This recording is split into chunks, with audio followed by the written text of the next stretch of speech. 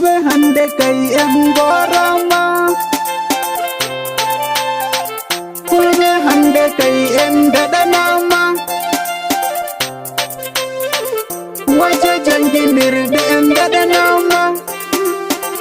Wayo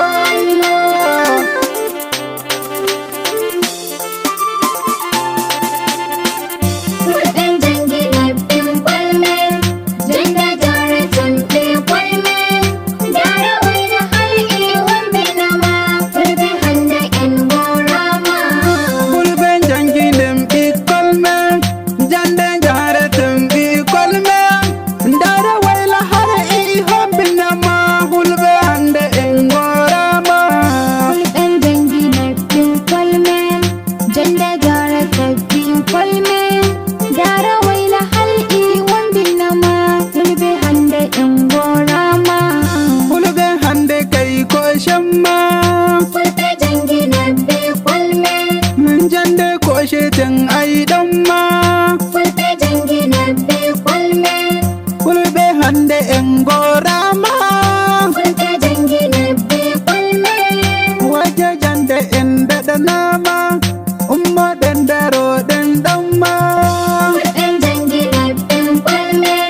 Janda jara jambe kwalme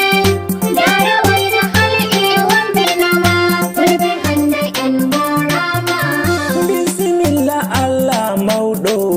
Fulbe jangina be kwalme Inde makko aranum boddo Fulbe jangina be kwalme Ala hulbe don ko oimi Fulbe jangina be kwalme Hulbe janginem bikol me Fulbe jangina be kwalme Janda jara jambe kwalme Dara waina halki wambe nama Fulbe hande en gorama Lake hullun jahare makaranta Fulbe jangina be kwalme Bidda mon kolle makaranta Fulbe jangina be kwalme Islamiya har la kalma Fulbe jangina be kwalme Mauga mauga umme jahare ma Bidda mon wallahi jahare ma Fulbe jangina be kwalme Janda jara jambe kwalme Dara waina halki wambe nama Fulbe hande en gorama Loto engorama Fulbe jangina be kwalme Sayingi alake hol jodi Fulbe jangina be kwalme Mau ekola ta kol janga Fulbe jangina be kwalme Na kol durai bare ko jande Fulbe jangina be kwalme Janda jara jambe kwalme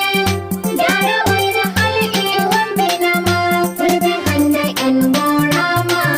Mabe ay onon nangelumo Fulbe jangina be kwalme Ta ongor durngor hallumo Fulbe jangina be kwalme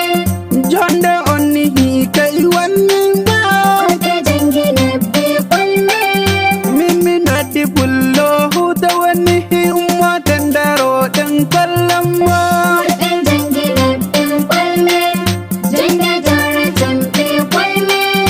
Dara waina halki wambe nama Fulbe hande en gorama Fulbe jangine bikun mon adini iboko Fulbe kolani kol janga tunda kule o Fulbe jarate kol jangirde tonni on gidi kon Fullo ba muraru fulbe me en dada ma yanzu i jangirde